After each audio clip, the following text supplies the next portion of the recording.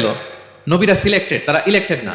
Election করে নবী হওয়া যায় না, নবী সিলেক্টেড এর মাধ্যমে হইতে হয়, সিলেকশনের মাধ্যমে। আর সিলেক্ট করেন কে?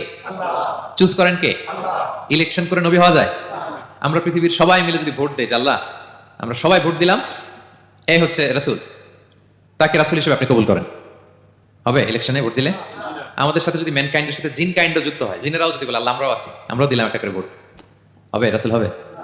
ফেরেশতারাও যদি যুক্ত হয়, ফেরেশতারাও যদি বলে, মানুষও ভোট দিল, জিনেরাও দিল, ফেরেশতারাও দিল, প্রত্যেকে একটা করেই দিল, ধরেন প্রত্যেকের ভোট গণনা করার পরে দেখা গেল বিশাল ভোট কাউন্ট হয়েছে, এখন তাদের এই ভোটের উপর ভিত্তি করে রাসূল হবে কেউ?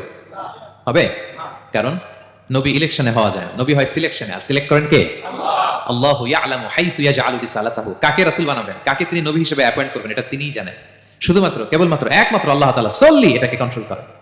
কেউ চাইলে কারো ভোটে, কারো ইলেকশনে নবী হওয়া যায় না। নবী